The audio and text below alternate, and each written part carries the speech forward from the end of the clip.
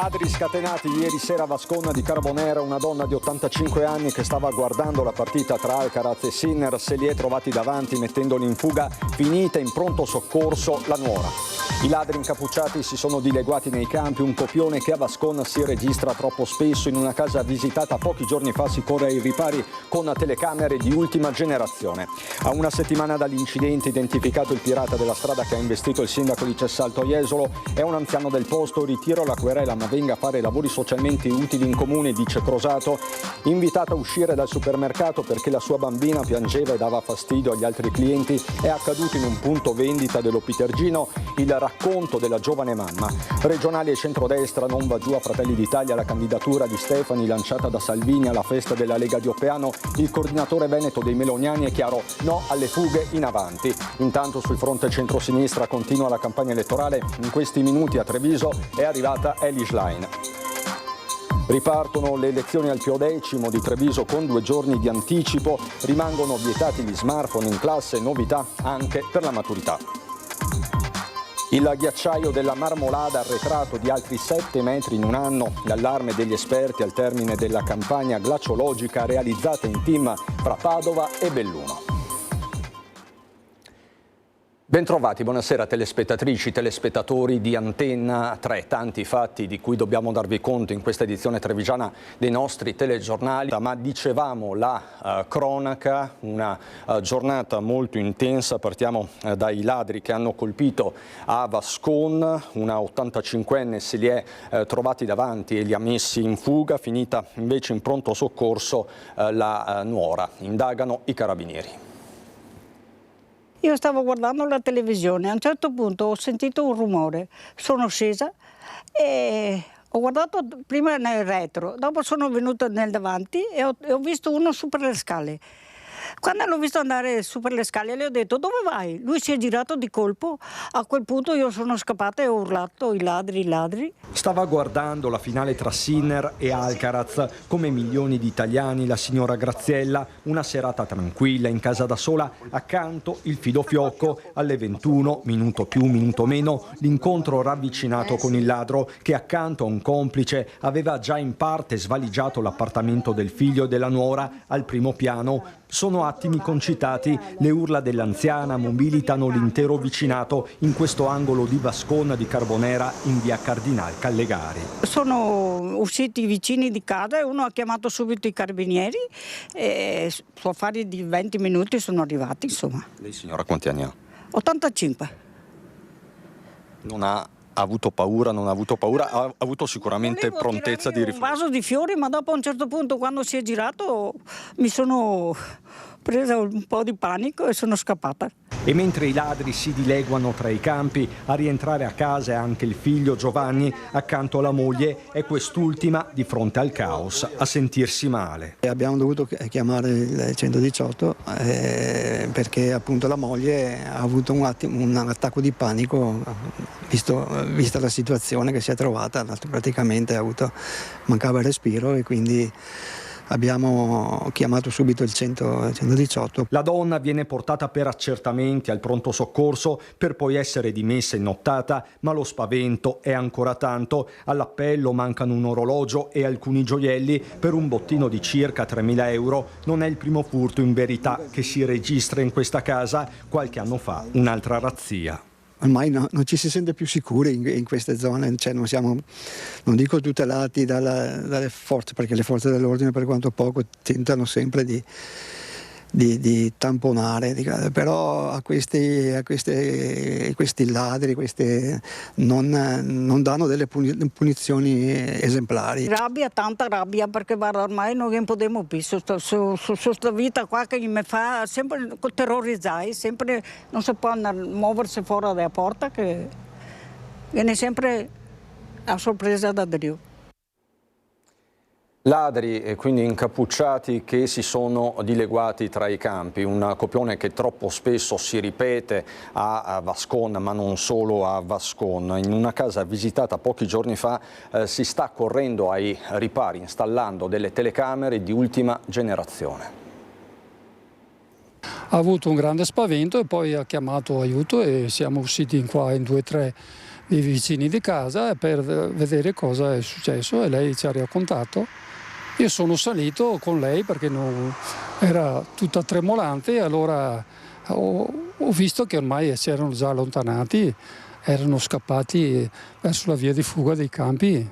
Giancarlo Michielin è tra i primi residenti di via Cardinal Callegari ad aver aiutato la signora Graziella dopo il faccia a faccia con i ladri, una serata ad alta tensione, a tratti inquietante, con i delinquenti incappucciati avvistati da più persone. Una segnalazione generale parte anche dal gruppo Furti in Corso. Ho sentito mia zia gridare i ladri sono in casa, mi sono affacciato dalla mia camera e li ho visti scappare praticamente. Uno faceva il palo, è andato a chiamare il collega, che era il ladro che stava rubando in camera, e poi sono scappati attraverso i campi dietro. Sarà anche per queste vie di fuga che Vascone spesso nel mirino, a ridosso del Ferragosto, battuta la zona vicino ai campi sportivi, così nell'abitazione di Mirko Bortoluzzi, dove i ladri hanno approfittato dell'assenza dei legittimi proprietari fuori per una sagra. Purtroppo hanno trovato qualche gioiello di mia suocera, era più che sia un ricordo, più che un valore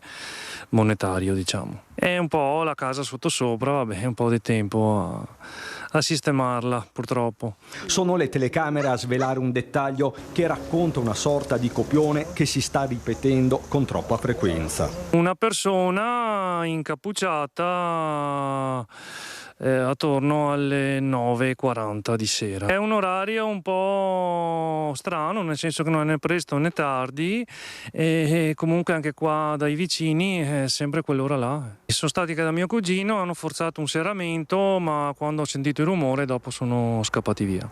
Lo stesso Mirko sta correndo ai ripari, potenziando proprio la videosorveglianza. Ormai si vive blindati. Sto installando telecamere con la funzione di riconoscimento di figura umana, diciamo, che dopo vanno a interagire con l'impianto d'allarme, perciò sirene e quant'altro. Come deterrente spero basti, insomma.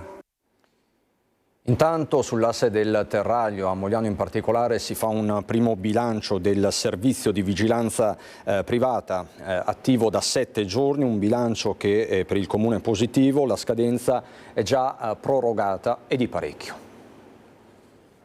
Dopo soli 7 giorni dall'avvio del servizio di vigilanza privata notturno lungo le strade di Mogliano contro i furti in abitazione, non solo l'amministrazione supera le critiche della minoranza, ma rilancia. Il vice sindaco Muraro si sbilancia e si dice convinto che il servizio, sperimentale per 6 mesi fino al 28 febbraio, proseguirà addirittura fino al 2029. Sono sicuro, e questo lo dico apertamente anche come movimento politico della Lega, noi chiederemo che ci sia la continuità di questa operazione perlomeno per tutto il mandato. A una settimana dal via il bilancio è positivo. Un'auto di una società di vigilanza privata finanziata dall'amministrazione comunale con circa 60.000 euro sarà in movimento dalle 22 alle 6 tra la stazione e le frazioni. Ho avuto tantissima gente che mi ha chiamato personalmente dalle varie frazioni e anche dal centro, perché già vedere una macchina di vigilanza privata che gira per le vie, per le viuzze magari che non hanno mai visto carabinieri o altro,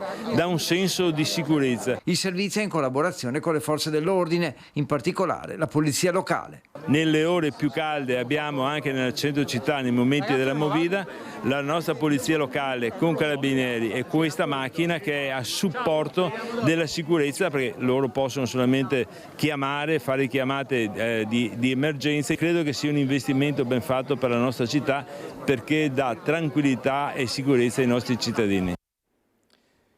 Picchiato, minacciato, insultato il titolare dell'Istanbul City Kebab di via Roma a Treviso, tante volte ne abbiamo parlato, si è costituito come parte civile nel processo che vede alla sbarra quelli che sono stati identificati come i suoi aguzzini. Daniela Sizia. Una persecuzione iniziata a novembre del 2024. Nel mirino di 2 fratelli marocchini di 32 e 34 anni, il titolare del City Kebab di via Roma Treviso, Halil Meral. L'uomo per mesi e mesi è stato minacciato, insultato e picchiato dai 2 nordafricani, tanto che aveva dovuto mandare la famiglia in Turchia, la moglie e il figlioletto di 2 anni ormai terrorizzati. Ora è iniziato il processo a carico dei 2 fratelli che devono rispondere di stalking e lesioni personali aggravate e della violazione violazioni del DASPO urbano imposto loro dal questore. I due nordafricani, difesi dall'avvocato Alessandra Nava, hanno ora il braccialetto elettronico e il divieto di avvicinarsi a meno di 500 metri dal locale e dalla persona offesa. La vittima ha deciso di costituirsi come parte civile. Assistito dall'avvocato Fabrizio Santoro, ha chiesto un risarcimento del danno di circa 80.000 euro. A una settimana esatta dall'incidente che poteva avere conseguenze ben peggiori è stato identificato il pirata della strada che ha investito il sindaco di Cessalto, Emanuele Crosato, nella zona di Jesolo in via Colombo. Si tratta di un anziano del posto. Ritiro la querela, dice il sindaco, ma venga a fare lavori socialmente utili in comune. È un anziano della zona, quindi come ho detto ai carabinieri, per me la questione finisce qui. Anzi, ringrazio l'ospedale di Jesolo, ringrazio i carabinieri per la vicinanza e come ho detto a loro, alla fine sono solo danni economici della bici, per me non importa. Non intende procedere con la denuncia. Il sindaco di Cessalto, Emanuele Crosato, appresa la notizia dell'identificazione dell'uomo, un pirata della strada, che poco più di una settimana fa lo ha investito lungo via Colombo, tra Jesolo e Cortellazzo. A incastrarlo sarebbero state le telecamere. Crosato si trovava in sella alla sua bici quando è stato urtato da un Fiat Ducato bianco per poi cadere rovinosamente a terra vicino a un fosso. Il conducente non si era fermato, proseguendo la sua corsa. Impossibile, visto l'impatto, non accorgersi di niente. Sono caduto contro il guardrail, fortunatamente in quel punto c'è anche, oltre al guardrail c'è il canale e ho saputo, perché una signora mi ha chiamato dicendomi appunto che un loro familiare è mancato proprio in quel punto in una questione analoga e quindi sono stato estremamente fortunato e anzi anche ringrazio anche l'auto dietro che mi ha schivato e quindi che non ho avuto, diciamo, ulteriori conseguenze. Il messaggio però che mando è quello di utilizzare il caschetto. Il caschetto, avete visto le immagini, è praticamente distrutto ed era a una velocità molto modesta. Lo stesso Crosato si definisce un mezzo miracolato. Sarà anche per questo che non intende passare alle vie legali, piuttosto all'anziano alla guida lancia un appello diretto nel quale prevale la dimensione di amministratore pubblico. Molto probabilmente è un artigiano, perché comunque aveva un veicolo commerciale, quindi se ha voglia e vuole redimere anche magari qualche sua colpa e venire da noi a fare i servizi sociali o a fare delle attività gratuite per il comune, noi abbiamo bisogno sempre di manutenzioni e quindi sono ben accolto sarà il suo gesto. La cronaca giudiziaria al via il processo per la morte della piccola Maria Markovesca, una bambina di origine ucraina di 7 anni annegata nelle acque del lago di Revine il 28 luglio del 2023 durante una gita organizzata dal GREST dell'Istituto San Giuseppe di Vittorio Veneto. 4 le persone sul banco degli imputati, accusate tutte di omicidio colposo. La famiglia della bambina di Maria non si è costituita come parte civile nel procedimento penale e sarà risarcita dall'assicurazione dell'Istituto San Giuseppe. La bambina, secondo quanto riferito dai familiari, non sapeva nuotare e non sarebbe stata controllata in maniera adeguata dal personale che avrebbe dovuto vigilare sulla sicurezza dei bambini. Il processo è stato aggiornato al 10 febbraio prossimo. E veniamo alla politica, veniamo ai tormenti interni al centrodestra. Non va giù a Fratelli d'Italia la candidatura di Alberto Stefani, che di fatto è stata lanciata sabato sera dal palco della festa della Lega di Oppeano dal leader Matteo Salvini. Il coordinatore veneto dei meloniani Luca De Carlo è chiaro, no alle fughe in avanti e chiede con forza la data delle elezioni. Fratelli d'Italia ovviamente auspica di conoscere quanto prima la data del voto, che sappiamo però non essere oltre il 23 di novembre. Auspichiamo anche venga sciolto però nel più breve tempo possibile il nodo del governatore del Veneto, anche per evitare ciò che abbiamo visto in questi giorni, cioè le tante fughe in avanti e dei desiderata scambiati per accordi già conclusi. Il messaggio non è solo chiaro, è limpido. L'uscita di Matteo Salvini a Oppeano con il lancio di Alberto Stefani per la corsa a Palazzo Balbi sponda Lega è la goccia che sta facendo traboccare il vaso già pieno di Fratelli d'Italia. Di fuga in avanti e desiderata scambiati per accordi parla il numero 1 dei meloniani in Veneto che, in corsa per la candidatura a governatore, nelle ultime ore ha postato su Facebook un messaggio nemmeno troppo sibillino. Qualcuno scambia la semplicità per debolezza e la correttezza per remissività. la pelle dell'orso costa cara e non si vende prima. Mentre il capogruppo di Fratelli d'Italia alla Camera, Galeazzo Bignami, si affretta a correggere il tiro dopo che aveva definito il nome di Stefani come più che apprezzabile. Non capisco l'enfatizzazione, dice, ho solo detto che è bravo, come ce ne sono tanti anche nel nostro partito. Come non intendiamo mettere bandierine noi, siamo sicuri che lo faranno gli alleati e ragioneranno nello stesso modo. Il Veneto ha bisogno di una figura autorevole, con esperienza e che sappia portare avanti il buon governo del centrodestra. Una puntualizzazione che dice tutto. Mentre a Palazzo Balbi il tema data elezioni, chiesta a gran voce anche dai meloniani, resta fermo al palo. Il tempo per la convocazione delle urne è un tempo, che ci è consentito dalla legge, e nel momento in cui deciderò di convocare le urne lo dovrò fare 50 giorni prima, e quindi non siamo assolutamente in ritardo su nulla. Ma è evidente che Zaia non fissa la data perché non hanno un candidato, e non hanno un candidato perché non hanno un accordo su chi dovrà essere. Solo quando lo troveranno probabilmente verrà fissata la data, che sarà a fine del mese di novembre. Ecco, è una idea delle istituzioni abbastanza negativa, cioè vengono prima gli interessi di parte, la scelta del candidato, che fissare la data delle elezioni, che invece è necessario che i cittadini e le forze politiche sappiano anche per potersi organizzare. Nel frattempo il centrosinistra ha ufficializzato tutti i candidati governatori dalla Toscana alla Calabria, e il Veneto rivendica di aver trovato subito la sintesi attorno a Giovanni Manildo. Siamo stati i primi tra le regioni a scegliere il nostro candidato, quelli che per primi hanno costruito una coalizione così ampia come quella che abbiamo di forze politiche e civiche. Una coalizione che attende di trovare la quadra anche con Azione e Rifondazione Comunista. Mi auguro si definisca più presto, del resto non essendo ancora fissata la data delle elezioni, tutti stanno concludendo il loro lavoro. Anche con Rifondazione c'è una interlocuzione, i contatti sono di questi ultimi giorni e vediamo come potranno evolvere. E a sostenere la candidatura di Giovanni Manildo è arrivata in città a Treviso per la festa del PD Eli Schlein. Ci colleghiamo proprio con la festa del PD con la nostra Lina Paronetto, per la parte tecnica Nicoletta Rizzetto. Buonasera Lina.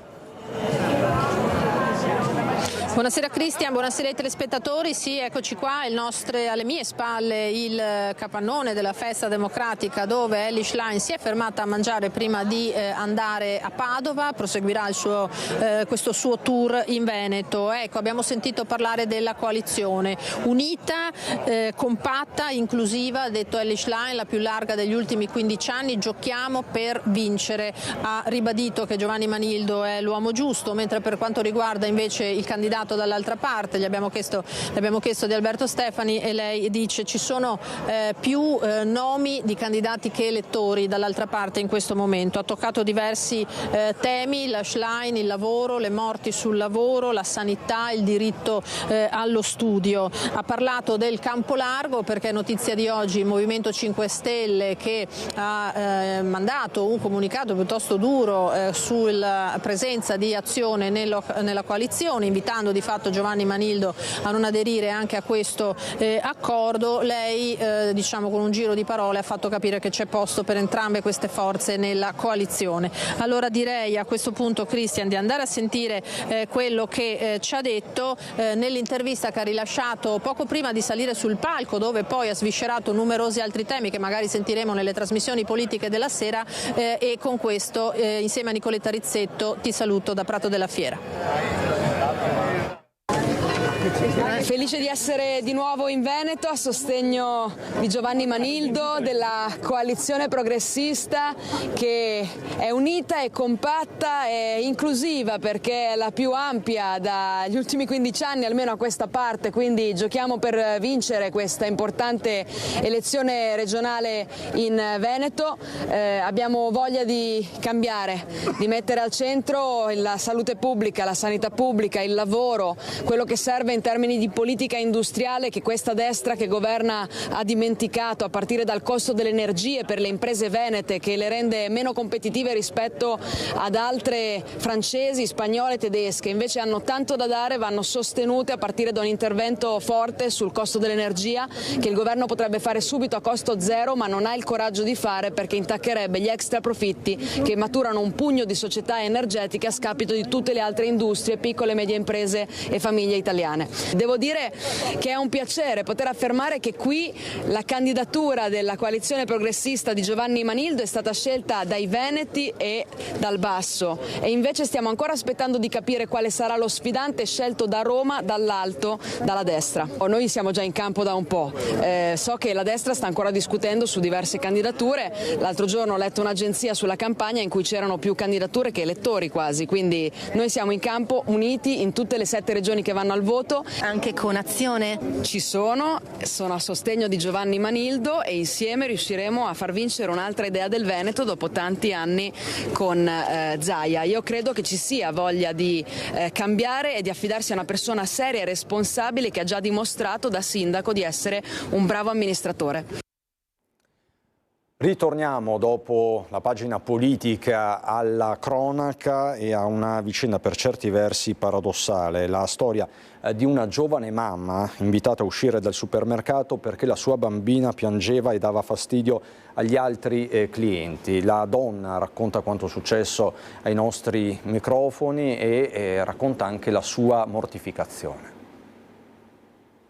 Sua figlia la sentono fino alle casse e ci sono dei clienti che si stanno lamentando, la prego di uscire. Io a quel punto ho lasciato lì il carrello, avevo le borse e le bambine, sono andata via, sono uscita di corsa dal supermercato anche perché ero veramente in uno stato, mi sembrava di avere la peste in quel momento da come sono stata trattata. Cacciata da un supermercato dello Pitergino mentre era a far la spesa con le 2 figliolette, la più piccola, 2 anni e mezzo, ha iniziato a piangere e a fare i capricci, scena che con tutta la buona volontà prima o poi capita a qualunque genitore, rumore evidentemente intollerabile per i clienti del punto vendita che invece di comprendere e dispiacersi per la difficoltà che stava vivendo in quel momento la giovane mamma, l'hanno fatta mandar via. Sono andata appunto a fare la spesa portandomi dietro entrambe le bambine perché non sapevo a chi lasciarle. E la bambina si era addormentata in macchina. Dopo che l'ho tirata su e sono entrata al supermercato, forse era un po' ancora stanca, non lo so, era nervosa, ha iniziato a piangere.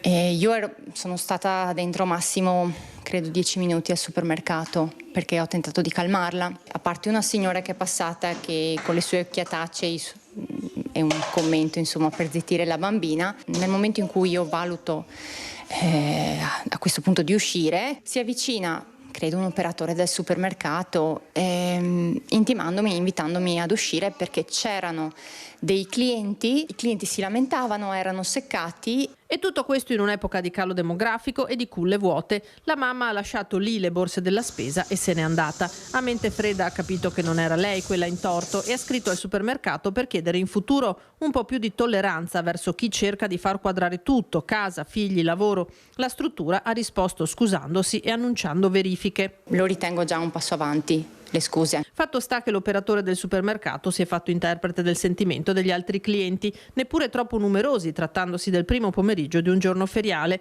Sono stata trattata, conclude la giovane mamma, peggio di un ladro. Mi sono sentita mortificata come mamma e come cliente, sinceramente.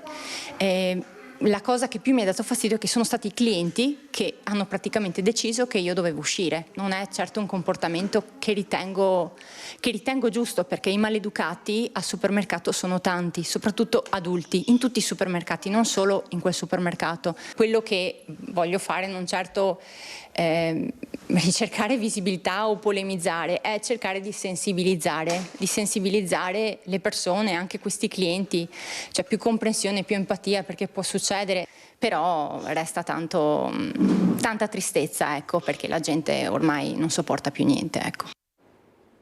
Pronti a parlarvi dei primi giorni di scuola. In alcune realtà del Trevigiano la scuola è già iniziata, poi dei test per le professioni sanitarie che ha riguardato anche Treviso. Ritorniamo a Mogliano Veneto e poi ritorniamo anche al Paglio di Montebelluna. A fra poco.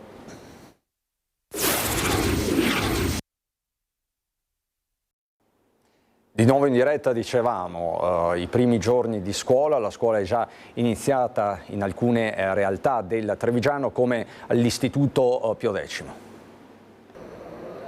Primo giorno di scuola al Pio X, che ha anticipato il rientro di 2 giorni rispetto agli altri istituti. Nelle classi si respira un'aria frizzante, piena di energia, soprattutto tra i ragazzi di quinta, già proiettati verso la maturità con le novità di quest'anno.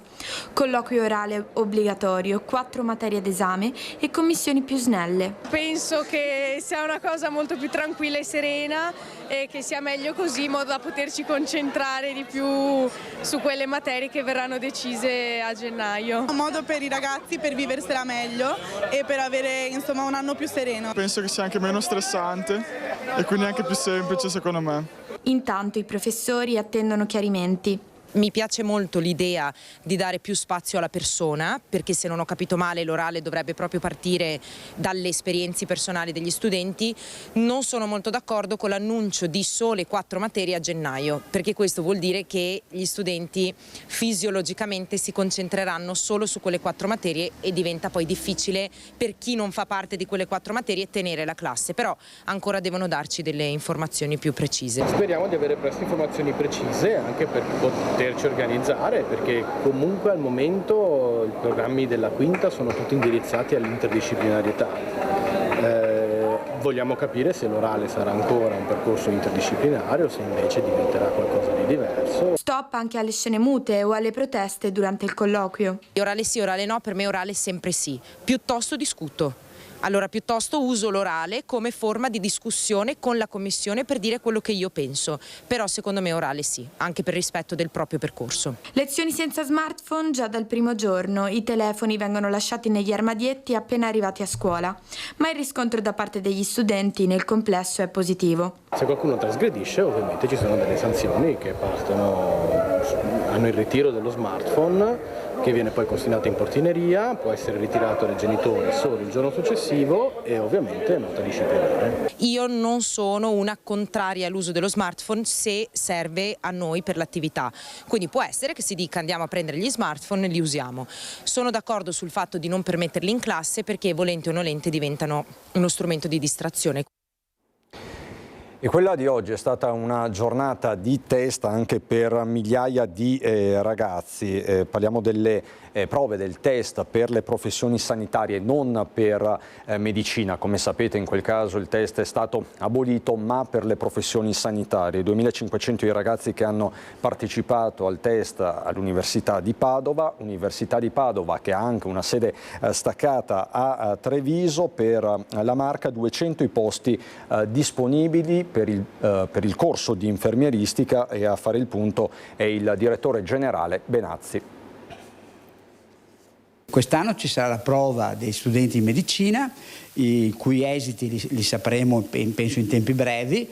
Una parte di questi, pur avendo allargato il numero chiuso che c'era, una parte di questi ovviamente non faranno gli studenti di medicina, però nella loro scheda hanno fatto l'opzione per laurea in infermieristica, per cui quelli che rimangono passeranno ovviamente in infermieristica. A Treviso, sede staccata dell'Università di Padova, 100 i posti disponibili per medicina, ma ancora di più quelli per infermieristica, un settore che oggi più che mai ha bisogno di nuove forze. Noi all'oggi abbiamo circa 150 iscritti nelle professioni sanitarie e infermieristica, a laurea in infermieristica. Dovremmo arrivare a 200 perché i posti sono 200, ma sono convinto che ci arriveremo. Il problema della carenza di personale sanitario si fa sentire anche qui. Un mestiere che richiede sì competenze tecniche solide, ma anche disponibilità a turni impegnativi e soprattutto capacità di dialogo ed empatia con i pazienti. Chiaro che il problema della carenza di infermieri rimarrà un problema legato soprattutto alla crisi vocazionale, perché è un lavoro, un bel lavoro, che è un contatto con la persona, che è la presa in carico della persona, però bisogna avere appunto una vocazione a far questo. Come affrontare l'emergenza e rendere più attrattiva questa professione? Non basta solo fare informazione o sensibilizzare. Dovremmo agevolare le giovani donne, perché sono quasi tutte donne, la sanità è ormai quasi all'80% donna, creando spazi per gli asili nido, dando tempi lavoro-casa, cioè cercando in qualche modo di trovare quelle soluzioni per fare in modo che la donna mamma possa tranquillamente fare il suo lavoro senza ovviamente portare via amore e tempo alla famiglia. La Regione Veneto ha già mosso un primo passo introducendo un voucher di 1.000 euro per incentivare le nuove immatricolazioni. Una bellissima iniziativa che credo che questo andrà sicuramente a incentivare l'iscrizione alla scuola di infermieristica ed è un segnale importante che la Regione Veneto dà e quindi un'attenzione particolare per gli infermieri e per la laurea in infermieristica. Ritorniamo a Mogliano Veneto, dove si sono conclusi in via definitiva i lavori per il nuovo centro, per la nuova piazza pedonale. Stop quindi alle auto, spazio eventi e mercati, rilancio del commercio.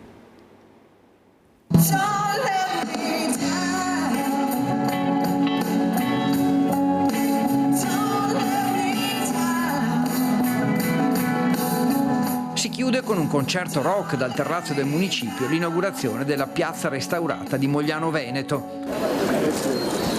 Evviva!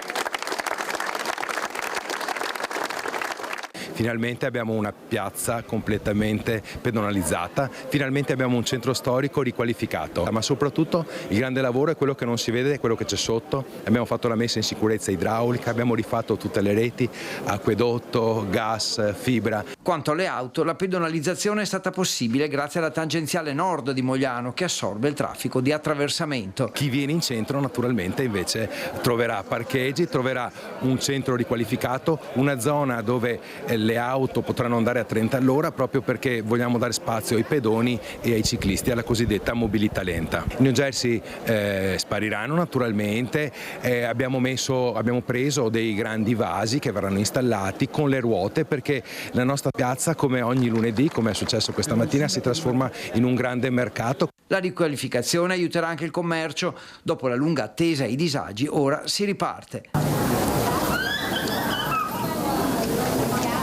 Per rilanciare il commercio abbiamo messo un importante bando che prevede 100.000 euro di aiuti proprio per rilanciare il commercio, ma sono convinto che con questa nuova piazza, con questo nuovo centro storico riqualificato, il commercio ne trarrà benefici. Un'opera, lo ricordiamo, finanziata con il PNRR che a Mogliano complessivamente ha portato quasi 10 milioni di euro, spesi al 90%.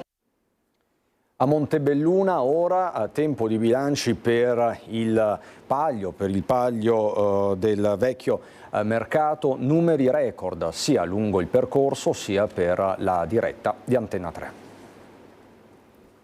La folla lungo le strade, le migliaia di telespettatori da casa, lo spettacolo del 35esimo Palio del vecchio mercato, trasmesso in diretta da Antenna 3, ha catturato ancora una volta occhi e cuori degli appassionati della sfida all'ultimo secondo, che ha confermato il dominio della contrada del centro, la Pieve. Azzurri all'8ª vittoria consecutiva, eppure sono riusciti nell'impresa di migliorare se stessi, stabilendo il loro record nella corsa col carro, 9 minuti, 3 secondi e 79 centesimi, staccando di 7 secondi Biadene e di 29 Pederiva.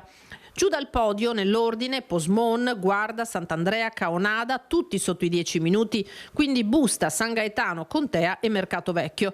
Il record del centro non vale però quello assoluto della manifestazione, stabilito oltre 30 anni fa da Busta, con un tempo addirittura sotto i 9 minuti.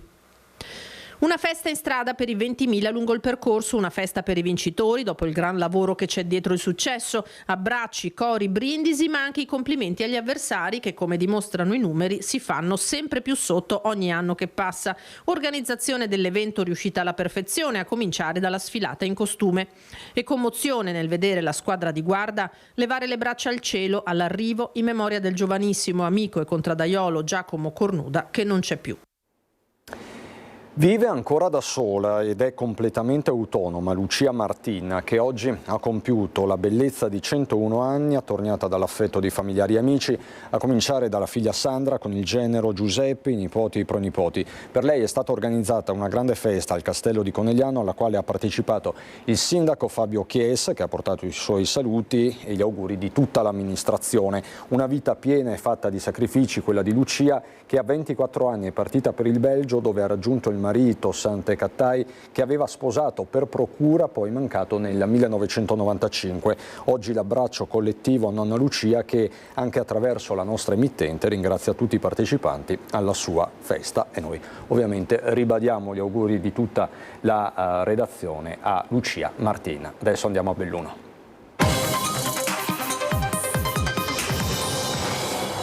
La cronaca in primo piano. Sentite cos'è successo a Sedico. Delinquenti alle volante. In uno schianto avvenuto a Bolago di Sedico, una Seat Leon ha travolto 2 minorenni che viaggiavano a bordo di una moto, per poi dileguarsi sperando di farla franca. Le condizioni dei ragazzi sono gravi ma stabili. Si trovano in prognosi riservata all'ospedale San Martino di Belluno. La volante della polizia ha però già rintracciato il pirata della strada, grazie al fatto che tra i rottami rimasti sul luogo del sinistro c'era anche e proprio la targa anteriore della vettura dei fuggitivi. Lesioni e omissioni di soccorso. Queste le ipotesi di reato per cui sono ora indagati un 21enne di Sedico, che era al volante, e un 30enne che era in auto con lui. Stando alle prime ricostruzioni, la loro vettura avrebbe invaso la corsia opposta all'uscita di una curva. Proprio in quel momento un ragazzo e una ragazza di Belluno arrivavano in moto in senso opposto. A notare la scena e a dare l'allarme un altro automobilista di passaggio che ha chiamato i soccorsi.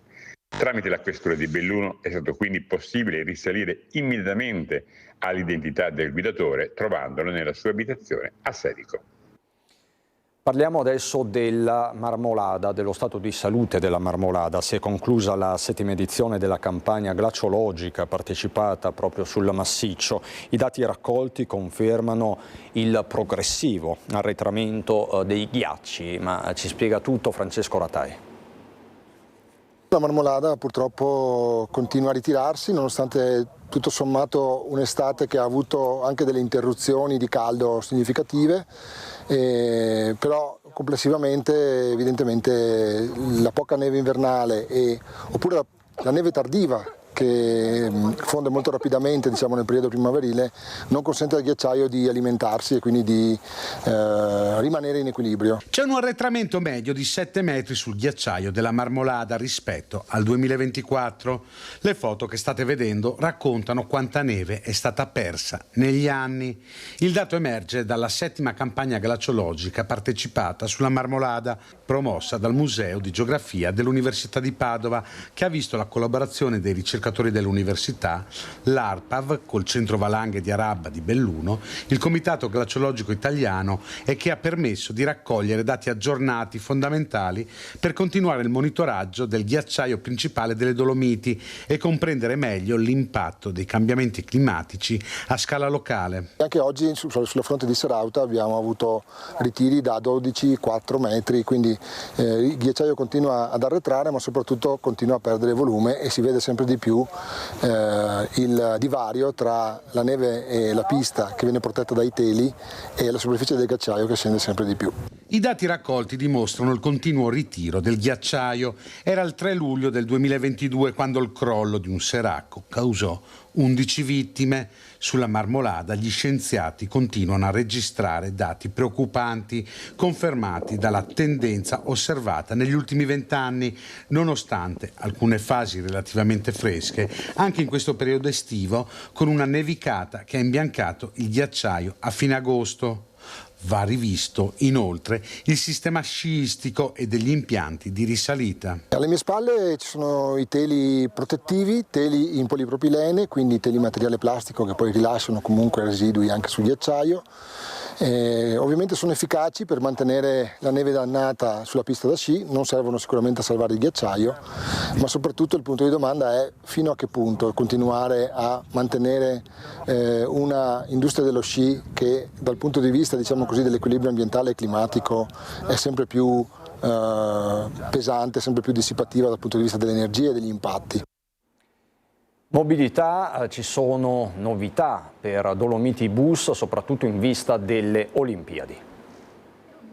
Dolomiti Bus investe nel futuro della mobilità pubblica con l'arrivo di 23 nuovi autobus già in fase di immatricolazione e pronti a entrare in servizio entro la fine del mese. Un'operazione da quasi 7 milioni di euro, cofinanziata al 53% con fondi pubblici nell'ambito del piano strategico nazionale della mobilità sostenibile. Quando vai a presentare dei nuovi autobus che sono dal punto di vista tecnologico anche innovativi, è sicuramente un grandissimo risultato grazie allo sforzo che Dolomiti Bus ha fatto per cercare di venire incontro a quelle che sono le esigenze dei nostri cittadini.